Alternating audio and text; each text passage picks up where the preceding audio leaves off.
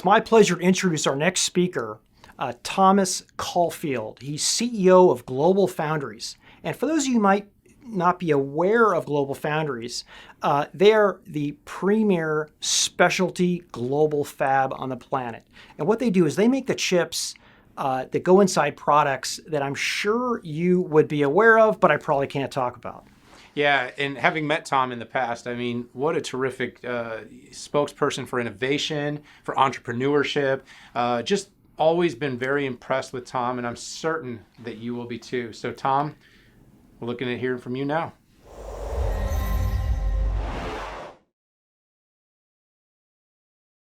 Hi, I'm Tom Caulfield, CEO of GlobalFoundries.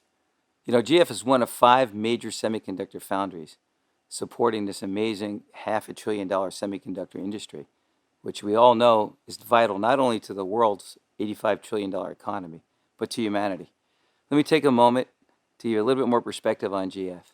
Essentially, we add all the rich features to electronic devices. Take handsets, for example, mobile devices. We create the chips through our customers that make them connect to the baseband, that enable the image sensor for the cameras, that make the audio work, that provide secure transactions. The touch screen works. Yes, it's very important that these devices have great brains in them, but they need the silicon to bring the features to life, and that's what GF does in this industry. Now, like most industries, our semiconductor industry has had to respond to the uncertainty and challenges posed by the COVID-19 pandemic. For GF, our amazing worldwide team of some 15,000 employees has responded to these challenges, and I'm proud of them, and I'm proud to report our operations and business has delivered to all our customers worldwide in unprecedented fashion while maintaining the safety of each other and the communities in which our teams live. Safety has been our number one priority. You know, a year ago at this time, I may have been presenting to you on a stage. Today, this pandemic is forcing us to rethink the way we communicate and the way we do business. You know, more to the point, the COVID-19 crisis has accelerated the shift to digital transformation, as we've all discovered that remote work, once considered a fallback, once considered the alternative option only if needed, can be implemented real-time and at scale for the enterprise. It's not only to help us cope with the social distancing measures associated with this pandemic, but how to become more agile, productive, and inclusive in the post-pandemic world. Now, the very notion of the enterprise network and its relationship to the public and hybrid cloud architectures is being reimagined in real time as we sit through this pandemic and through the lens of this healthcare crisis. It is clear we need to widely distribute networks because employees are no longer always present in their enterprise, in their company's walled garden of connected security, but instead they're logging in from everywhere in the world remotely via a VPN, using multiple networks not protected by the company's security. This is the opportunity COVID-19 has presented to the semi-industry. This is the catalyst to accelerate the world's next digital transformation.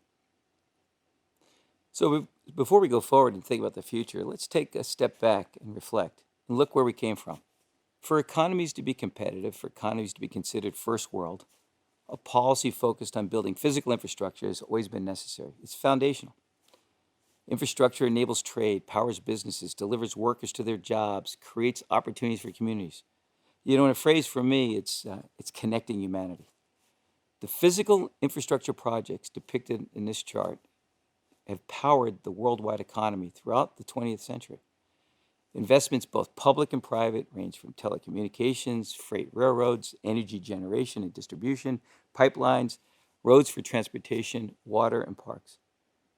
During the 20th century, discontinuities or events catalyzed or accelerated investment. For example, the Great Depression created the Public Work Program. The Cold War accelerated the interstate highway system. Presently, the U.S. alone invests about $500 billion a year in infrastructure. And the COVID-19 stimulus programs in debate could accelerate that infrastructure investments by adding up to $1.5 trillion over the next 5 years. And for good reason. We need GDP growth, and historically, GDP has grown 1 point for every 1% increase in infrastructure investments. In the 21st century, the world will continue to rely on infrastructure to drive the worldwide economy by connecting humanity. Only now a disproportionate amount of the infrastructure investments will move from the physical to the digital. 5G for high-speed networking communications, allowing networks to handle 100 times the number of connected devices than today. Low Earth orbiting satellites to enable high-speed access for developing countries and rural communities. This enhanced connectivity will help enable future connected capabilities, such as intelligent, autonomous transportation. And the impact to the world economy will be significant. A World Bank study showed that a 10% increase in broadband access delivers 1.3% increase in GDP. And in developing countries, the ratio is even higher. The GDP growth is in excess of 4 times higher. So COVID-19 has demonstrated how vital and paramount digital connectivity is to humankind's very existence. From education to governing to running businesses remotely to shopping, and perhaps this present time, connectivity is playing the most central role in combating the pandemic. At the same time, we have stressed the digital infrastructure we live with today and have exposed and highlighted critical weaknesses. For example, quality, speed, bandwidth, and deployment. 53% of the world's population did not have access to the internet. The societal need for a broader and more capable modern digital infrastructure, namely 5G, has been accelerated. What does this acceleration look like? Well, here's a few statistics. And one of the most major internet exchanges in Sao Paulo is dealing with a 30% increase or jump in traffic, some 99.55 terabits per second. We see a 700% increase in remote access connections to corporate servers, a 60% increase in upstream data traffic. But here's the point, it's not the statistics. This is not a blip or a spike. This is an offset to the monotonic increase of internet use. It's here to stay, and the rate of growth will now accelerate on top of that discontinuity. I say this because I see it in every day in the world, at GF, and in my personal life. We're creatures of habit.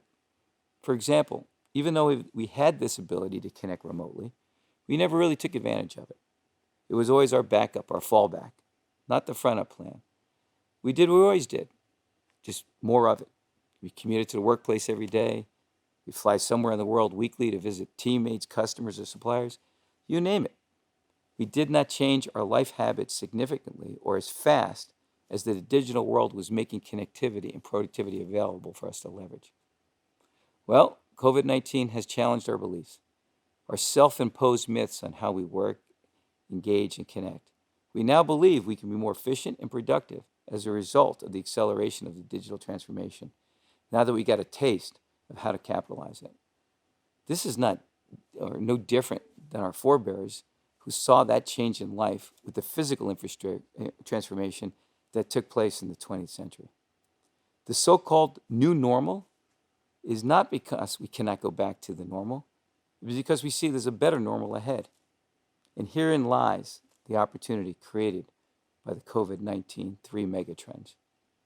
So what are these 3 megatrends from GF's point of view? Well, the first is frictionless networking, an always-on, seamless, intelligent, and secure connection that makes the right choices for you, making you more efficient, your vital connectivity, security guard, and digital personal assistant always at the ready. Another one is virtualization, which is enabled by a high-speed backbone of compute, storage, and connectivity, essentially sharing of large-scale digital infrastructure for efficiency. The future is in data. We've heard it often said, data is the new gold. But data only becomes gold when you do something with it. You take action, you make a decision.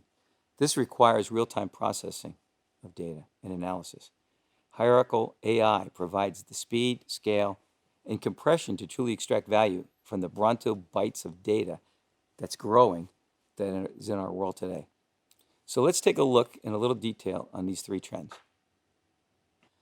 So let's start with frictionless networking. As I said, it's always on, it's seamless, it's intelligent, and secure connection. It makes the right choices, makes you more efficient. So you no more navigating airport Wi-Fi or third-party cellular data services. This is all managed in the background.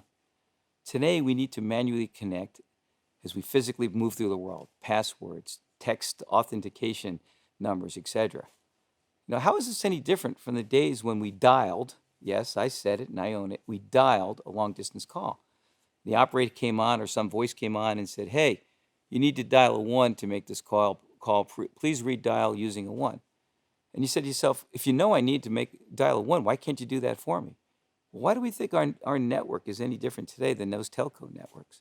That we have to do all this work to guarantee our own connection and security.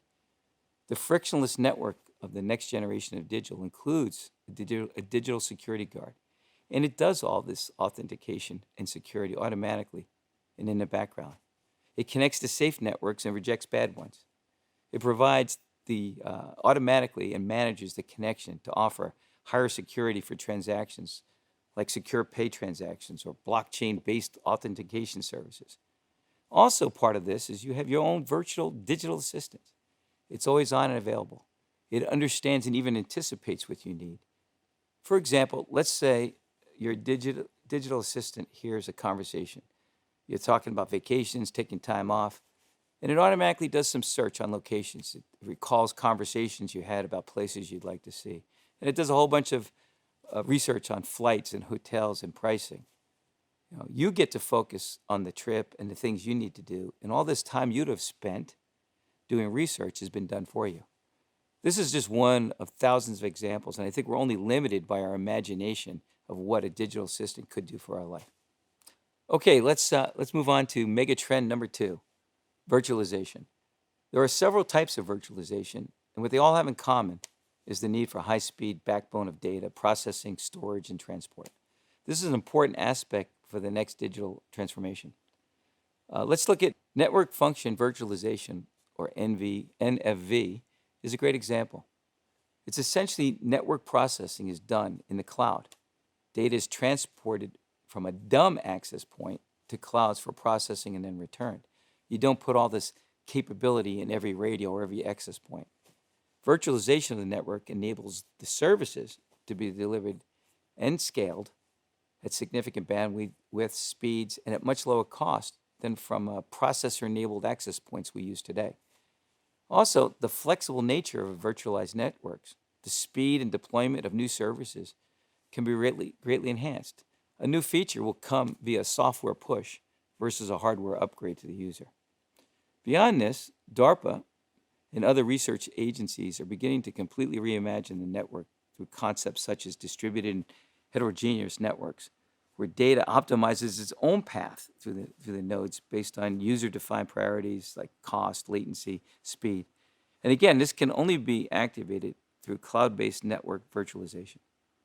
The other view of virtualization is interesting. It's the human side, the personal virtualization, which is the concept of the holographic telepresence of the individual. For example, in this picture, you see a family gathering, and maybe not everybody can make the trip, but they're more present than just a two-dimensional image. They're a holographic presence. Look, Zoom or Google Meets type meetings, that has certainly saved the day during the COVID-19. By now we've done this for more than 4 months, 7 days a week, 12 hours a day.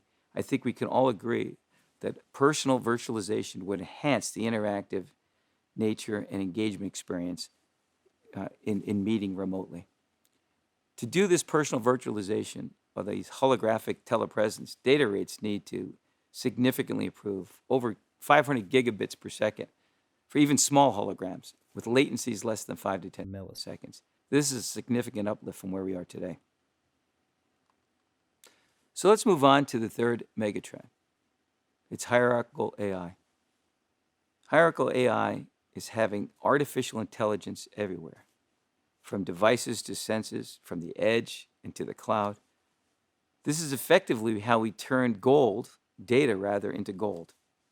We use it to do something, make decisions, take actions. Hierarchical AI improves efficiency by first parsing the data to extract important information, and then compressing it so you move more efficient transport into compute and store. We will need data compression capabilities on the order that's 100,000 to 1. Roughly the bio-inspired estimate that with the human brain or how the human brain works. In addition to data compression, hierarchical AI will need new and novel compute architectures. For example, neuromorphic or systolic systolic computing. Without new compute architectures, the current path of Moore's law scaling in single-digit nanometer transistors is approaching a dead end. It's not technically limited. It's a date with destiny for another reason. I say this because data centers alone, if we continue on this path, will consume all the world's generated electric power within the next 2 decades if we continue to blindly take this present-day approach with highly inefficient compute architecture, using smaller and less efficient transistors generation after generation. I think this is the semi-industry's analog of climate change. We know it's coming in time, not an immediate crisis, but a crisis nonetheless. Hard to change without the catalyst of an imminent crisis or threat. Therefore, the path of least resistance is to continue doing what we've been doing and kick the can down the road for thousands of tomorrows. Contrast that to the new architectures that are much more power efficient, over 1,000x more efficient, moving significantly closer to the processing efficiency of a human brain, which is 20 watts, when similar computation on today's architectures take megawatts. The third megatrend that is accelerating the next digital transformation is hierarchical AI. This next chart, courtesy of the SIA and SRC, captures the issue of compute power consumption on a global scale. The consumption of power is accelerating, which is being driven by worldwide adoption of lifestyle changes enabled by the digital infrastructure, and will result in power collision course if we don't change direction. Take the example of computing power consumption. In 2017, data centers consumed 3% of the total worldwide electric power. By 2040, computing, dominated by data centers, will consume 100% of the world's energy production at current rates and inefficiencies of compute architectures. The world's entire energy production isn't going to be used only for compute, but the point is that the path is unsustainable. As an industry, we need to change this path. So how do we do this? How do we avoid the power collision course that I just described? Well, our industry needs to adopt innovative solutions so we can flatten this curve. There are a number of innovations that can flatten the curve and significantly lower power consumption of the digital infrastructure. Novel compute architectures, neuromorphic, systolic, optical networking, solutions that support AI everywhere, data compression, low power connectivity, and security. Just don't take my word for it. Follow the money. There's an explosion of startups, over hundreds, developing new compute architectures. Companies not encumbered by their history, but inspired by the opportunity. So GF has a response to this. This next chart shows you what we're doing about it.